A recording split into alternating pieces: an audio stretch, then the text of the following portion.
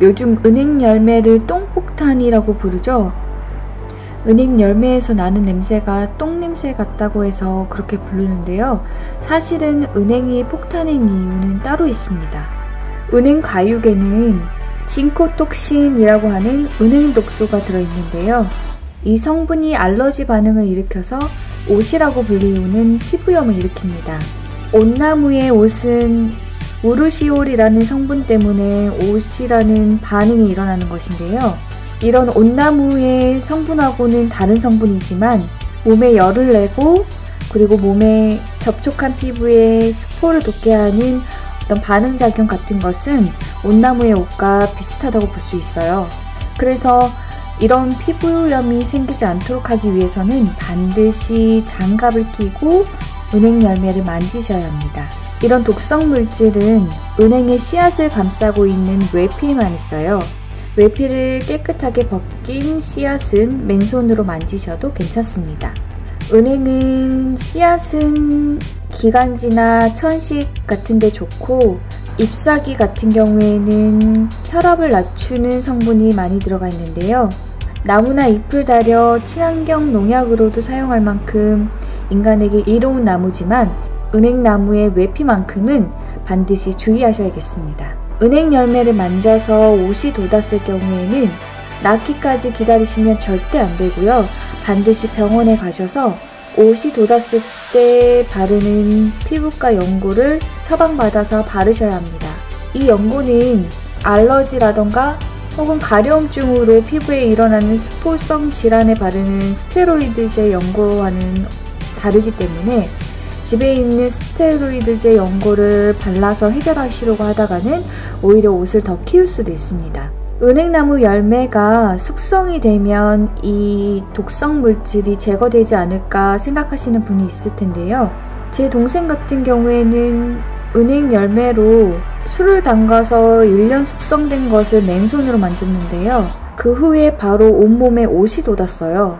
숙성을 하거나 혹은 시간이 지나도 은행 독성이 제거되지 않기 때문에 반드시 장갑을 끼고 은행나무 열매를 만지셔야겠습니다. 은행나무 열매는 똥냄새가 난다고 생각을 하는데요.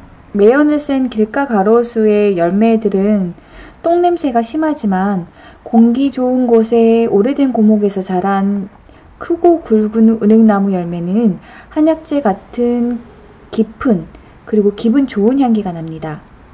왜 냄새를 맡으면 분명히 비슷한 냄새인데 어떤 것은 기분 좋게 느껴지고 또 어떤 것은 기분 나쁘게 느껴지기도 하잖아요. 은행나무 열매도 그 환경에 따라서 어떤 향은 기분이 좋게 느껴지기도 하지만 길가 가로수 같이 힘든 환경에서 자란 은행나무 열매는 똥냄새 같은 악취로만 느껴집니다. 만약 시골이나 혹은 오래된 숲속에서 은행나무 열매를 줍게 되신다면 꼭 향기를 한번 맡아보시길 바랍니다. 은행나무는 잎이 넓어서 화렵수 같지만은 본류적으로는 침엽수라고 불리우는 바늘잎 나무에 속하고 있어요. 우리가 가을에 은행나무 열매 폭탄을 맞을 때 흔히 이런 말 하잖아요. 왜 구청에서는 수나무만 심지 암나무도 같이 심어서 이렇게 피곤하게 할까? 이런 생각을 하는데 이건 구청 직원이 나태해서 그런 게 아닙니다.